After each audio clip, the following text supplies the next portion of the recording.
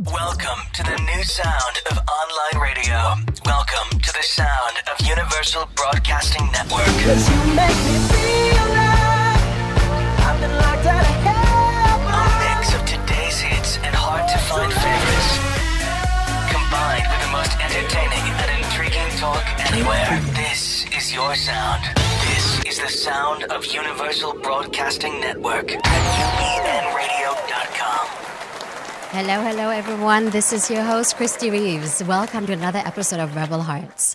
I'm so excited you're joining us today because this is a place where we are inspiring you to become the change that you want to see in the world. And we're going to have an incredible show today with another incredible guest. But before we introduce him to you, let me make a couple of announcements over here and tell you what else is going on. Again, today's the last show of the year. We'll be back on January 24th. We're going to take a 6-week hiatus. But you can go to our YouTube channel, iHeartRadio, and iTunes and listen to some of the previous show because we had some really, really amazing content over there. And if you are interested in staying in touch with me, go to KristieReeves.com, sign up for our newsletter, and I'll be teaching a class on the 12 Sacred Nights, an ancient European Celtic tradition that is really helping you to bring in the most potent energy for the new year. I also want to give a little shout out again to our swag bag sponsors. And as you know, anybody who I'm promoting on this show is Kristie approved. So it means it's companies with integrity, companies that are doing good in the world.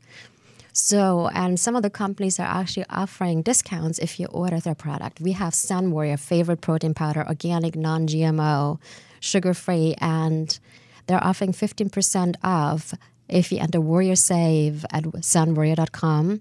Bestow It All, a local company that makes amazing, amazing candles out of soy wax and coconut wax. They're hand-poured in Venice, and part of their profits goes to support the Venice arts community. And if you enter the codes, bestowitall.com, Rebel, you get 15% off your first order.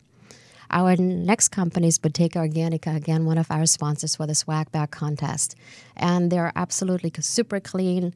They're growing their own herbs on farms in Italy and the U.S., and it's actually farm to bottle. Super high integrity company, and if you go to bottegaorganica.com, enter Rebel at checkout, you get 10% off on your first order. I actually also want to give a shout out to a couple of people who were on the show prior to this. We had Adam Stromer and Kelly Noonan-Gores on the show back in October, and they're the people behind the amazing documentary Heal, which is all about healing your body by changing your energy, changing your emotions. And Heal is now out on DVD, and it's actually the #1 DVD, I think, new release on iTunes, or shot in the top 10 list. So it's an amazing, amazing movie to watch. Totally, totally incredibly inspiring. And then we had the team behind the movie, the documentary Company Town, on the show a couple of weeks ago, Erica, Edgar, and Natalie. And Company Town is opening in Los Angeles this Friday at the Laemmle. And it's, it's already going into a little bit of what we're going to talk about. It's a story of corporate greed, about the EPA neglecting their position, allowing water to be polluted, the EPA being paid off in order to turn a blind eye to the situation, and people in a little small town called Crossett, Arkansas, dying of cancer because the water and the air is so polluted. So support the team of Company Town. Go and get your ticket if you're local in Los Angeles and see the show. And since this is also our last show of the year, I would like to thank everybody who's been a part of this. My amazing producer, Jarvis, over here on the left side. He's the one who's literally rock and rolling behind the scenes over here, and I'm so grateful for him. And Tony Sweet, the CEO of UBN, who's making this all possible for us to create this content and have amazing guests and, spread a little bit of light in the world. My amazing support, Katarina, for getting our newsletters out every week. John Williams, who was my first producer when I first started UBN and really held my hands doing my first 6 show here at the network, and everybody else at UBN. So grateful to be here.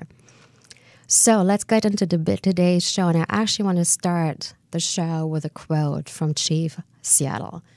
And I've been talking with our guest before the show. I'm like, this has been a passion of mine since I was 10 years old.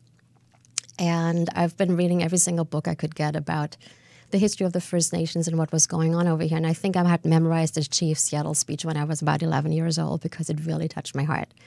So let me just read a little excerpt for you over here. Every part of the earth is sacred to my people. Every shining pine needle, every sandy shore, every mist in the dark woods, every meadow, every human insect. All are holy in the memory and experience of my people.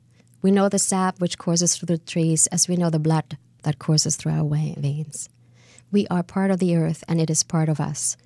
The perfumed flowers are our sisters, the bear, the deer, the great eagle, these are our brothers. The rocky crest, the dew in the meadow, the body heat of the pony, and man all belong to the same family. The shining water that moves in the streams and rivers is not just water, but the blood of our ancestors. If we sell you our land, you must remember that it is sacred. Each glossy reflection is in the clear waters of the lakes tells the events and memories of the life of my people. The water's murmur is the voice of my father's father. This is what we know. The earth does not belong to man. Man belongs to the earth. All things are connected like the blood that unites us all. Man did not weave the web of life. He is merely a strand in it. Whatever he does to the web, he does to himself. And when I was preparing the show for today, I felt this quote was just so potent and still rings so true with whatever is going on right now, what's been going on, what has been in the news, at least the independent news in the past year. And we will go over to Danny in a moment. And Daniel Paul Nelson has been working with the Lakota People's Law Project, and we're going to go into having him share with us what is going on over there and talk about the events at Standing Rock and what's been happening since then. So let me welcome Daniel Paul Nelson. Thank you, Kristie. Thank you very much. I appreciate the quality content that you put out on the show, and we're happy to be with you.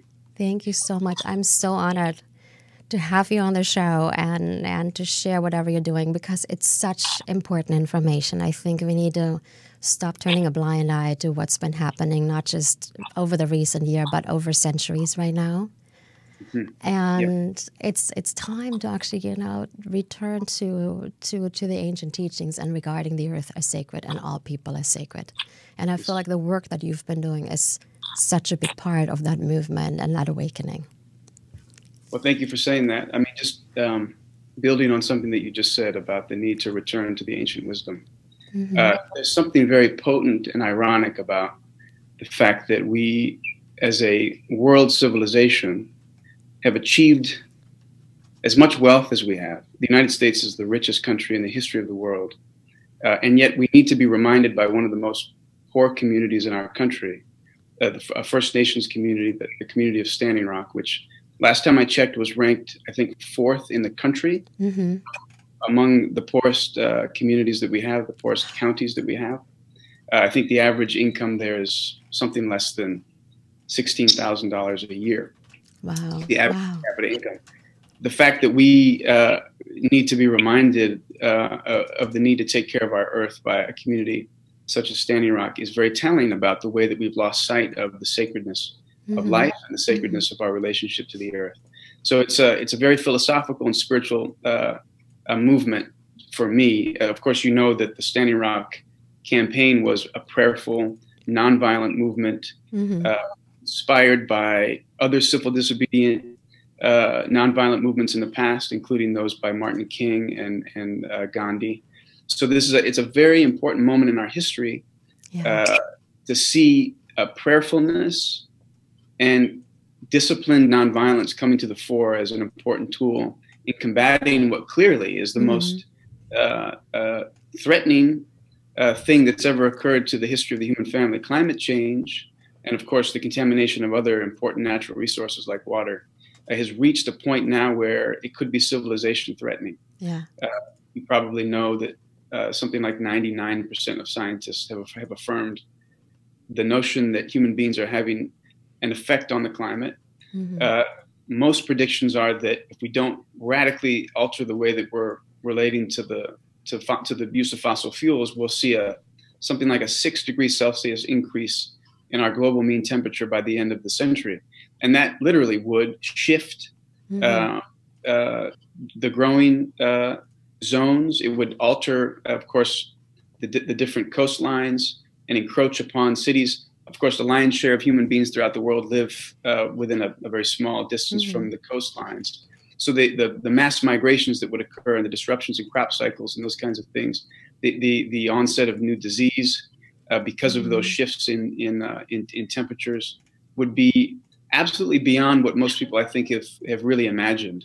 And the thing, of course, Kristie, is that science has motivated this very creation of wealth that we're all in the midst of currently. And so we should have a respect for what it is our scientists tell us. And we're having a hard time right now grappling with the significance of the threat that we're facing. But in any case, it's very powerful that a spiritually motivated Native American community right here in the United States is the one reminding us of the need to take action at this time. So just as a preface to the work that we're doing, I wanted to make those comments. That is absolutely beautiful, and thank you for saying that. And it's, again, looking at the history, it's always the same story that we've been in, where the material gain has become so much more important than treaties, than the environment, than the well-being of other humans. And it's been this vicious cycle that we've been in for hundreds and hundreds of years. It's so true. So I mean, it's exactly right. The addiction that we have to oil is just a representation of the addiction that we have to comfort and to affluence in general. And it's been known by spiritual leaders forever that that's what stunts the moral faculty is not having discipline with respect to the carnal aspect of ourselves. And you mentioned treaties going back to the 1800s, which is when we had the onset of the conflict between the Sioux people, right, the Lakota people, Lakota, Dakota, and Nakota people of the kind of the Dakota region of our nation. It was back in the 1860s that the original treaties were signed. Absolutely, yeah. Ceded all this. So you know about the treaty history, of course. You've done a lot of research. The Treaty of Fort Laramie, which was signed in the mid 1800s, guaranteed this entire region to the Lakota, Dakota, and Nakota people. That includes, of course, the area that Standing Rock is right now, and where the DAPL pipeline has been buried. And very importantly, those treaties were just vitiated unilaterally, and that was precipitated by the fact that gold was discovered in certain portions of the Dakotas, especially the Black Hills. Everybody knows the Black Hills is a lightning rod. Gold was discovered there. White settlers decided that they wanted to just go and seek their fortune without regard to the treaties. And at some point in time, the federal government just gave in to the pressure that was generated by those settlers going west, and so just completely abandoned the treaty, just acted as if it never occurred. Great Sioux wars of 1874 led to the creation of the reservation system. So out of that gold rush that occurred, you have this entire really form of apartheid that exists, where the reservations were created and Native Americans were reorganized, so to speak, of course, by force, and broken up into chunks. I think many people don't know there are 9 different distinct reservations in the Dakotas. 8 of them are in South Dakota exclusively, and then Standing Rock actually goes across the border from South Dakota into North Dakota.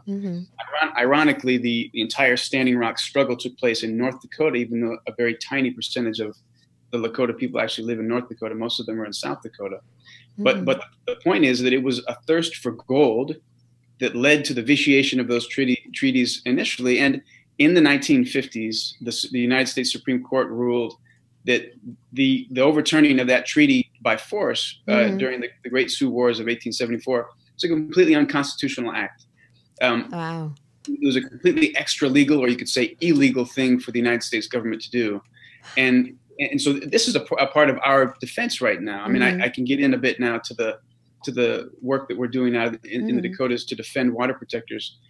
Chase Iron Eyes and Holy Elk Lafferty are 2 clients that we are defending. These are 2 Lakota activists who took a stand at Last Child's Camp, which was the last camp created as part of the Standing Rock campaign out there. And they specifically did so in a way to contest the complete illegal and unconstitutional vitiation of the Treaty of Fort Laramie that took place in the 1800s. They occupied land that is now supposedly owned by Energy Transfer Partners. In fact, that is land that should belong to the Standing Rock Sioux tribe. It is a portion of what's referred to as taken land. It was just simply seized by the United States government and really lawfully should be in the possession of the Lakota people right now. So that's the backdrop of the legal work that we're doing right now. We are going to be contesting the use of that land by DAPL in court. So therefore, raising treaty concerns as part of the litigation that we're doing. I should just mention that both Chase and Holyoke have a lot of courage for being willing to take that stand. It's not something that everybody is either willing or capable of doing. But these are two Lakota people, young people about my age, and they recognize the need to make more than just a limited argument with respect to what's been going on out there. There are bigger issues at stake, not just the question of whether people spend time in jail, et cetera. It's also about these broader concerns. Yeah. And what I was reading when I was preparing this interview is that Tigers One and Energy Transfer Partners lied about the situation at Standing Rock. They lied that because according to the Constitution, no racial minority can be affected. And they said no one is going to be affected. It's all going to be okay. Nothing is happening over here. And it's so, and what is it, just like, it's so mind-boggling that we know this is a lie. We know people are being affected, and there is still no legal movement done to halt the pipeline. What you say is exactly right, Kristie. So initially they were going, Energy Transfer Partners was going to run the pipeline under the Missouri River right next to Bismarck, which is something like 90% white community. Yeah.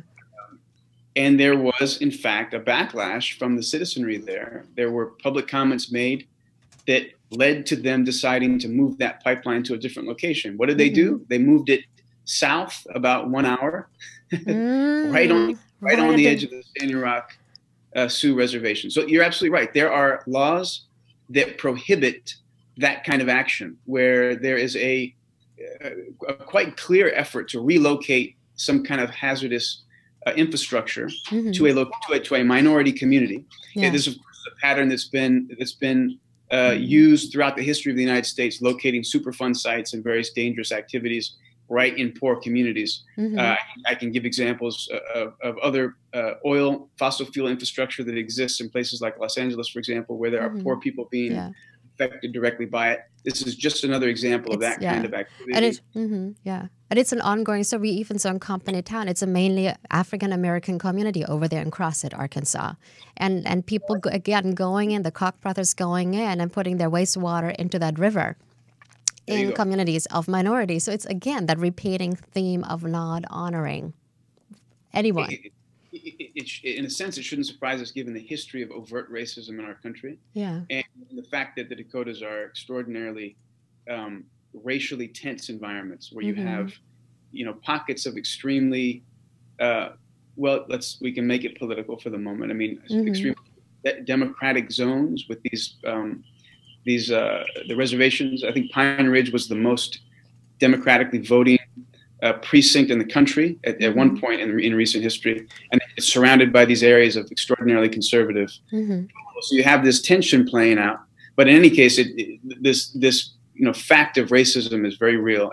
If you speak to Lakota people, as I've done, if you live with them, as I've done, you learn very quickly that one of the facts of their lives is contending with systemic, entrenched, and extreme racism. Really, you get all kinds of mockery and mistreatment at the hands of law enforcement that, people like me who live in California part-time, in a sense, you're not even aware that goes on very much in our country unless you go into these other areas and experience it firsthand or talk to people who do. Yeah, and it's not in the mainstream news. No, it's not. Yeah. I want to go back to the whole thing that happened at Standing Rock last year. And I actually remember the moment when the veterans arrived at Standing Rock and formed the human barrier, the human wall. And then within how much was it, like a day or two, Obama and the Army Corps of Engineers revoked the permit to drill. Yes, that's right. And saying the whole environmental impact, it's not really research documented. It might have too much of an environmental impact.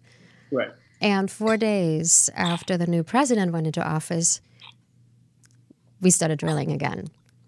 So, so how, again, going back to the whole laws of protection, protecting the environment, how is it possible that the law, there is actually proof that it's not safe to drill because of the impact on the environment, or even what we said earlier, the impact on the people who live there. And then within a month, it's completely, someone completely overrides it. How is that even possible? It's an extraordinary testament, Kristie, to the power of the executive branch in the United States. So the Army Corps of Engineers, of course, is overseen by the executive branch. So Trump, in essence, is the boss. President Trump is the boss of the Army and the Army Corps. And so it's not an objective reality. The interpretation and the effectuation of law is very subjective. As you said, the argument that was made by the Obama administration was that more review needed to be done, that the full environmental impact statement needed to be conducted before they could build this thing. That was the decision made in December. And you're right, there's no doubt that the effect of the protests in part was to, bring this to the attention of Obama and the people around him, and it caused him to kind of reevaluate things, which is a perfectly legitimate part of the political process. And then what you saw immediately thereafter was Donald Trump come in, who is a fossil fuel president. Yes. He, of course, owns something like $500,000 worth of DAPL stock. Before coming into office, he divested from that stock, to try to rid himself of any kind of appearance of conflict of interest. But of course, that conflict remains, in my opinion. Rick Perry, who is his energy secretary, is also an investor in DAPL. The head of the EPA is essentially an anti-environmentalist. So you have a fossil fuel administration that came into office and immediately, without any sensitivity whatsoever, reversed course. And it's a testament to the potency of the executive branch and the need to vote to ensure we have the right kinds of people in Washington. Everything changes in Indian country when a new president comes in. Much of my organizing at Standing Rock occurred back in 2012 when I was doing some organizing related to foster care and adoption. Many people don't know that there remains an acute crisis throughout Indian country in the states of kids being taken and placed into non-native environments. So I was doing some of that work in 2012. The Obama administration, of course, was far easier to work with. There was much more sympathy there for trying to empower the tribes, to increase tribal sovereignty, to support them in having the ability to manage their own affairs effectively, et cetera. Trump and the Republicans don't have an interest in that. There's no reason for us to expect any sympathy whatsoever from them. And so it's just a reminder that we have to fight at that level. We can't just fight locally, we have to fight nationally. And for our audience member, anybody who's interested in supporting the cause, what is it that we as the people can do to start creating change? Oh, thank you for asking. So we have been running all kinds of different campaigns. If you go to the website that's listed there beneath my name, lakotalaw.org, you'll see that there's an ongoing petition campaign to pressure the state's attorney to drop charges against Standing Rock water protectors. There are still over 200 people, I think closer to 300, who are still in the crosshairs of the criminal justice system in North Dakota. There's still people without representation altogether. And so we are petitioning the state's attorney to drop those charges. We're also at the end of the year when every nonprofit needs to be fundraising to support the work. We've got a very expensive legal process underway, and so any gifts that you're able to make would be very, very appreciated. You can find the link to donate to our work on the site as well, lakotalaw.org. So that I would recommend that you participate by signing the petition and making a gift if you can, but then also divest your monies from various banks that are involved in DAPL pipeline. I mean, it covers the gamut of mainstream banks in the United States: Citibank, Wells Fargo, Bank Chase. of America, Chase. Exactly. So it's a testament to the way that big finance is mixed with big oil. I actually had an account at Wells Fargo, and I walked in last year, and I wish I had my shirt that I'm wearing right now. It says, "I stand with Standing Rock." Thanks, Charlene Whitley, for making these T-shirts. And I walked in and I'm like, I'm closing my account. They're like, well, what is the reason? Are you moving? What are you doing? I'm like, Standing Rock. And the guy at the teller was actually telling me, he's like, you know, where you have the check marks, the reason why you close your account, and they have to put in a reason. He's like, I think we needed to add a check mark for Standing Rock because so many people have closed their accounts because of Standing Rock. So it's amazing to see. And I remember Jane Fonda going public, and I remember Mickey Willis, who did one of the most recent videos for you guys, filming it, and her withdrawing the money from Wells Fargo. So maybe that's another call for action for all of our listeners. Really withdraw the money from the big banks that are funding things such as the Dakota pipeline or anything else. You know, there is so much that is being funded that we don't even know about. I mean, now it's in the news, and we know about the Dakota Access Pipeline, but, you know, literally get your money into the small credit unions, get it out of the big banks. And I think, you know, we have so much power to create change. We just need to have the tools, and we need to step it up, people over here. So that is my call to action. And whoever is listening to this and rewatching it or listening to the replay, I'm going to put a little challenge out there, Rebel Hearts. Once you do that, leave us a comment on the Facebook Live or on the replay on our YouTube channel, letting us know what you did to support the cause. So here's my deal with you guys. That is awesome. Thanks, Kristie. Very, very important that we do more than just talk about these issues, that we also take some tangible action. Absolutely.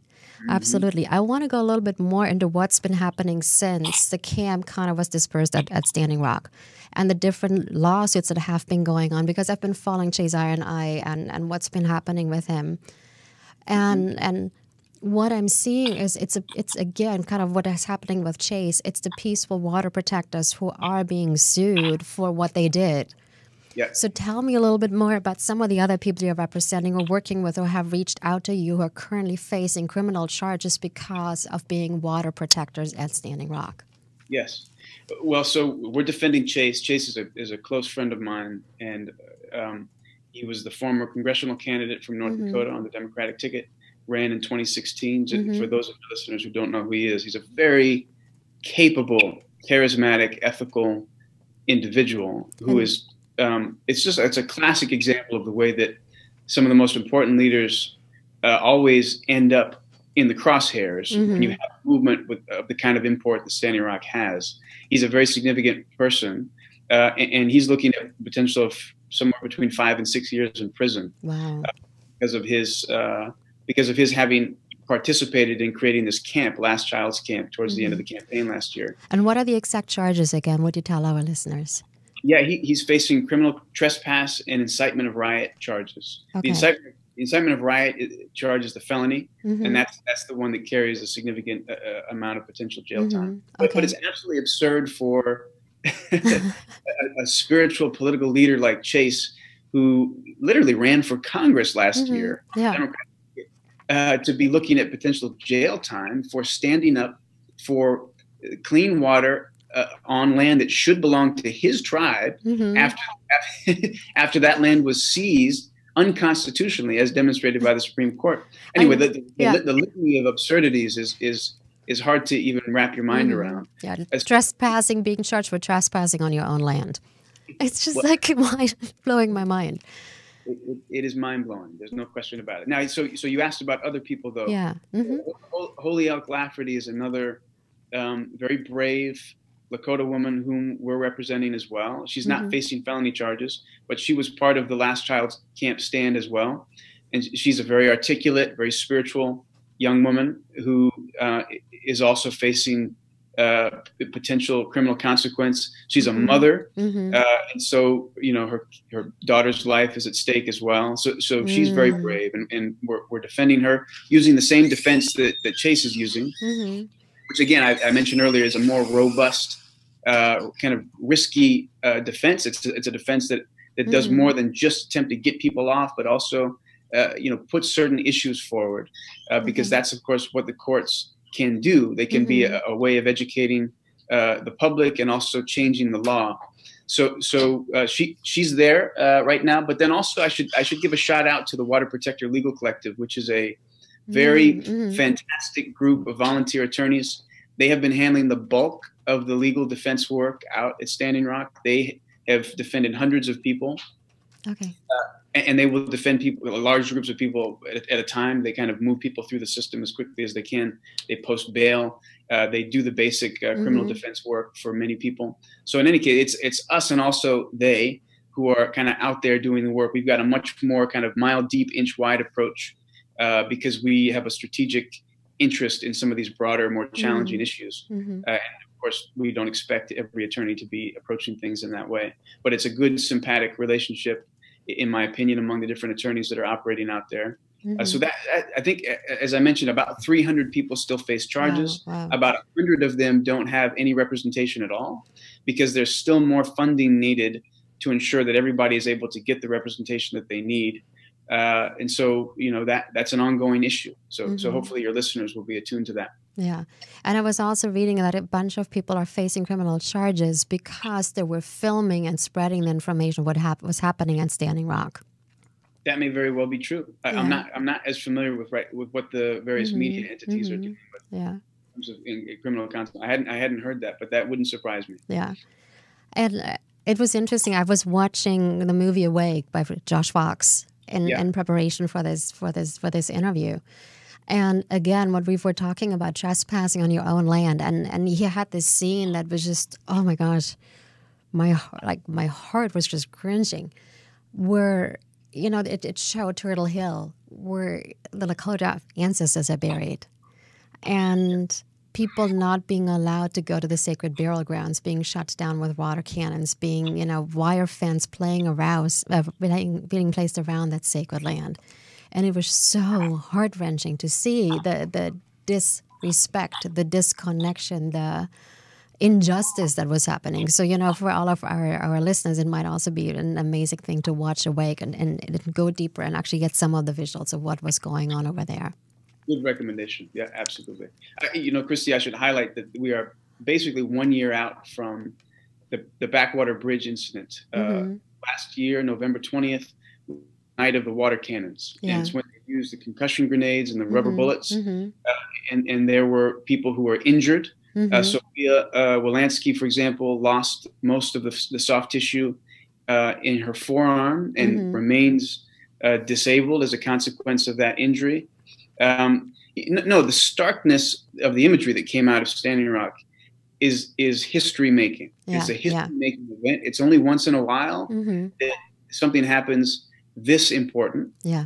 And so, I'm glad that you're continuing to pay attention to this. Thank you as a journalist for recognizing the import of what happened there and what is still happening. Thank you. And we need to not allow the big oil, the representatives of big oil and the conservative politicians to collude in their offensive against water protectors right now. The thing to understand is that the people being criminally charged right now, it's all part of an offensive effort on their part to resist pipeline protests throughout the world. They know that as climate change continues to get worse, the pipeline protest movement will continue to get stronger. And they are trying to push us back and beat us down and intimidate us from ongoing activities. So we know that the cause is righteous and that many of us prepared to act civil disobediently, to put our freedom and bodies on the line to protect Mother Earth and to protect future generations. And this is a long-term struggle that we're engaged in here. And this is just one battle. It's part of that longer-term struggle. And for me, the whole events at Standing Rock, it was so symbolic because, like you said, it's going on all around the world. And what Standing Rock did, it really illuminated what is happening and what has been happening for so many years or even centuries, no matter if it's, again, going back to the treaties being broken or the land being desecrated or the environmental pollution that we're constantly facing. And I know in a lot of indigenous traditions and a lot of, the wisdom, it's any kind of decision you make the decisions for the next 7 generations, not for yourself, but for the next 7 generations. Yep. So I know. So can we go back to that, please, people? And so what I would like to, we talked about what's been happening with the people, the water protesters who are facing criminal charges. What can be done? How can we create change when it comes to, let's say, the pipelines themselves, the environmental protection, even what's happening, with the Dakota Access Pipeline? What can we do to create change over there, Daniel? Well, we've been doing a pretty good job, Kristie, of putting pressure on the system. Mm-hmm. You know, I was at Standing Rock in September. My team was there for much of November and December and October. Yeah. There are certain struggles where you just have to put your body in harm's way. You have to go and physically occupy a territory. Yeah. Of course, we saw this with the Occupy movement. Absolutely. Some years ago. So there are different tactics. There need to be law firms like ours engaged. There need to be journalists like you engaged. Everybody's got to play a role, and we need to be strategic about how we do it. I would say also we need to support one another. There are lots of different people contributing what it is they can to a movement like this, having a consciousness of unity, in addition to a consciousness of nonviolent, kind of a prayerful, self-discipline. I mean, the need to get along is really quite important, because they're way more wealthy than we are. They've got way more resources than we do. Yeah. And the quality of our hearts and our ability to stick together is one of the key components that we potentially bring to a campaign like this. Yeah. Yeah. So I would make that point as well. We need to have a compassion for one another, and to be always looking to affirm and support each other in this movement, rather than criticize each other. I love that. Thank you so much. And yes, I totally concur with we have to come together. And again, it's I've been reading about ancient prophecies, and that's the prophecy of the eagle, the con, and the cashel. And what it says, it's when the eagle and the eagle of the north and the condor of the south come together, there will be a new era that will start. And it's not, North and South America. It's the north represents the mind, because we're such a mind-oriented, culture over here. And the condor representing the heart. And when they come together, we have to bring together the heart and the mind in order to create change. And from me, that is kind of what happened at Standing Rock, like that coming together of the different cultures, the different traditions, the different wisdoms, the different knowledge, and the support of one another through that process that we went through. And then also the power of, like for me, it's, and that's also the inspiration behind the show, inspiring you to become the change you want to see in the world, because so many people don't know how powerful we actually are. And so many people are saying, oh, you take care of that instead of taking care, what is it that I can contribute to creating change? And what I found with Standing Rock, there was such a power in the independent media, in the social media, just talking about it, spreading the news, people showing up. And I feel like that is what needs to happen. And this is also another call to action for my listeners. Share about it as much as you can. We have now independent news. We have social media. We have these networks where we can, with so much information is not being shown on mainstream television and the mainstream news, because we know who owns the mainstream news. Sorry, people. So we need to come together and share the news of what's going on, no matter if it's Standing Rock or at CrossFit or anybody else in the world where there is injustice, where there's environmental pollution, and just educate others who don't know about this yet. Let's just come together and share this information so we can actually create a change in the world. You are so correct. And can I just add to that? Yes, please. You have this tension within the American psyche, American political system. You have the tension between democracy and also capital. You have the thirst for profit, which of course tends to lead to inequality and the separation of poor from the more affluent, et cetera. But then you have this democratic instinct that drives us together and tries to affirm us as equals. And you just illuminated something very important, Kristie, about the role of information when it comes to the struggle between democracy and capital. The internet technology that's emerged since the mid-1990s has revolutionized our ability to move data. Yes. And we on the left, or we as the spiritual left, we need to be constantly improving our ability to move information. So competing with the corporate media, which unfortunately does not have a democratic instinct at the level that I think it should. And that's because there's a profit motive that's motivating the creation of news content. And in reality, that's not really compatible with democracy, which is about giving things away. It's about sharing. It's about seeing equality where you can. And so I totally agree with you. Standing Rock was a monumental moment with to the development of alternative media, the leveraging of social media to get things done that mainstream media wouldn't necessarily initiate. And we need to continue to build on those gains that we created at Standing Rock. Yeah. Absolutely, absolutely.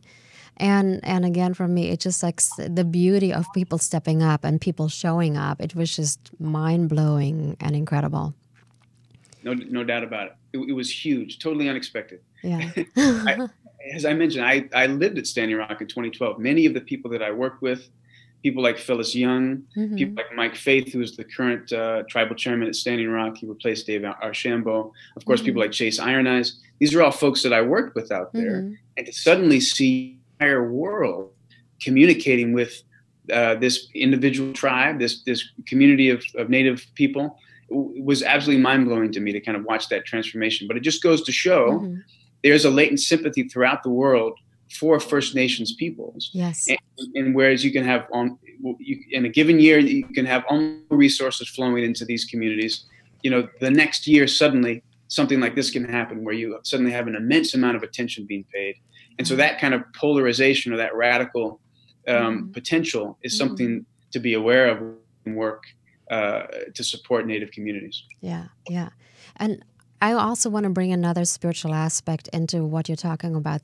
Chase, and you sent me this really beautiful video of Mickey Willis and Chase having a conversation, and Mickey interviewing Chase. And he said something that, I thought was so profound. He said that this country was built on exploitation, on greed, of broken treaties. And I feel, in a way, what was happening in Standing Rock, it was the beginning of a healing that started to happen, despite the craziness of other events that were going on. Where, it was the white settlers who came and the European settlers who came in and took away the land from the First Nations, who made treaties like the Fort Laramie Treaty that was broken because gold was found. I was just recently rereading Bury My Heart at Wounded Knee. And it's I feel like it's the same story all over what's now the United States. Treaties being made and being broken, or the First Nations being sent into reservations where they were living under circumstances that were worse than the concentration camps in Germany during World War II. Yeah. And it's and for me, with people coming together and supporting one another. I remember Mark Ruffalo bringing these big solar panels to Standing Rock, and all these people just coming together. I feel like there is a healing was ignited that I would love to just continue, where we heal these wounds of greed, of exploitation, of dishonesty, non-integrity, and actually reverse it and create something beautiful out of it. Oh, it's a spectacular vision. I completely agree. History is it's a contoured reality. There are times when there's moral clarity and there's moral heroism exhibited by people or nations or communities, and then there are moments of real depravity where we lose our soul. Yeah. And you never want to claim that any given nation or any given individual even is one thing. Everybody's got the ability to evolve, and when damage has been done, something can happen. And we all need to kind of carry that with us as we move into these campaigns. We can't demonize anyone because that doesn't reflect the way that humanity is. Yeah. We have the ability to redeem ourselves. And you're right. Standing Rock does exhibit the potential for bridge building and collaboration across different cultures, across different races. You had a remarkable number of different communities and organizations represented at Standing Rock. And there's no question that we're going to have to continue to build those bridges if we expect to go up against the forces of capital. The forces that are blindly driving us into a kind of climate chaos. Literally will destroy our entire world. Yeah, absolutely. So let's keep doing that. Let's recognize Standing Rock as an example, as a model, and let's continue to develop that. Yeah, and let's use that power that was shown over there and the courage that was shown by all the people who showed up in order to move forward. Absolutely. One other thing that occurred to me as you were talking is that we, you have to confront the question of fair. And, when it comes to treaty violations, it's either you acknowledge that you can't just go and take something from someone without asking or without fairly negotiating, or you don't. Yeah. You have to be a true cynic to overlook the incredible insensitivity and criminality involved in simply coming to a new area where other people have painstakingly developed culture and community and taking what you want from them. If we were a community of people who believe in law and order, we believe in philosophy and religion and the principle of fairness, you can never affirm that kind of behavior. You have to recognize it every time for what it is. It's a form of bullying, and it's pure theft. And that's when Chase talks about that having been the foundation of the country, that's absolutely true. We had slavery and we had genocide against Native people at the inception of this country. And it doesn't make the country bad, but it does mean that we have a flawed history. We have an inception that is, that at the core of it, there's an original sin that has to be dealt with. And of course, it's very hard to know what that means to deal with a sin of that scope. But you're correct that Standing Rock is an example of how we can start to approach the kind of healing that we need to do. Yeah, thank you for that, Daniel. And I have one more last question for you. What is it that inspires you, Daniel, to do this work?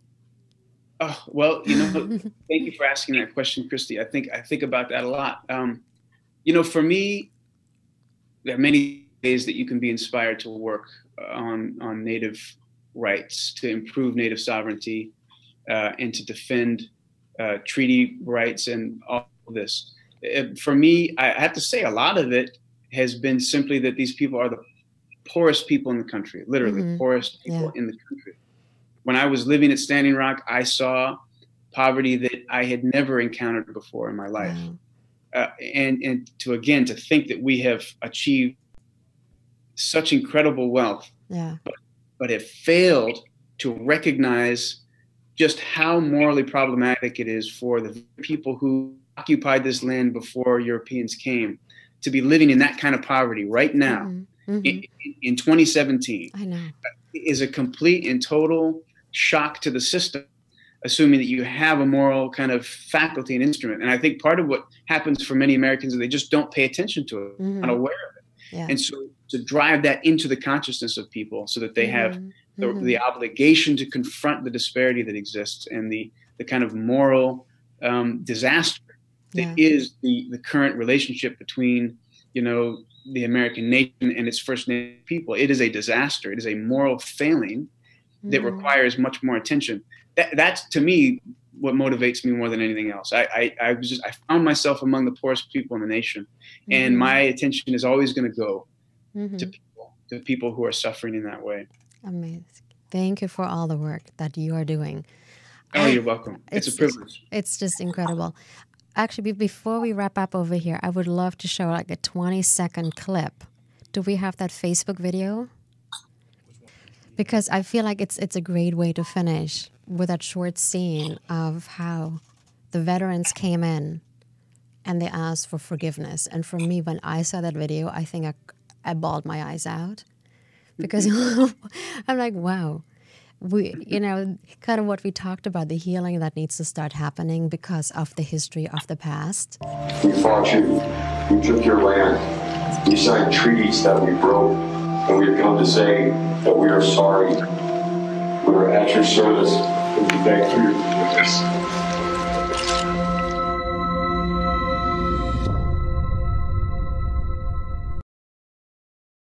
So Daniel, before we finish off over here, tell us one more time where people can find you, and we're going to give out another call to action.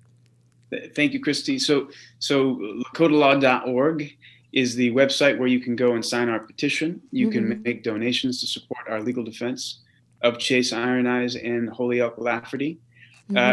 If you'd rather use your cell phone, you can also text the word Lakota, Lakota, to the number 64336. And then you'll be prompted to sign the petition on your phone. That's an easy way to do it. So just to repeat, lakotalaw.org, sign the petition, make a donation if you can, and text the word Lakota, Lakota, to the number 64336. Awesome. So let us know. So here's our few calls to action. Where Daniel just said, and the bank accounts. Get that all going, people. Divest your money. That's right. Pull it out of the major banks that are involved in DAPL. Yeah, and share as much as you can about what's been going on.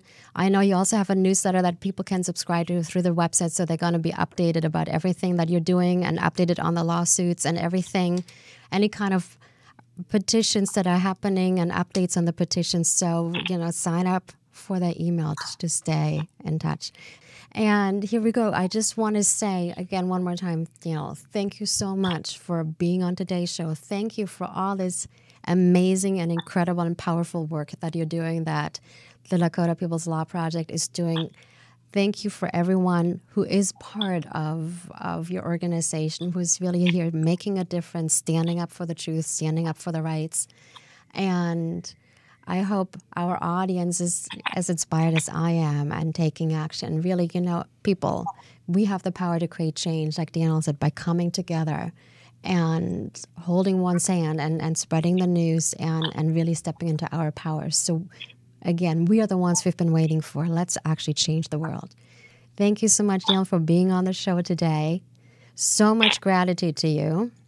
You're welcome, Kristie. We appreciate you and the courage as a journalist to be stepping out into these deep waters. Thank you. Thank you so much. And people, that's it for today. And we'll see you on January 24th, 3 p.m. Pacific. And remember to rebel on. Shows that make you laugh. Shows that make you think. Music that moves you. It could only be one place. Universal Broadcasting Network. Tune in at ubnradio.com.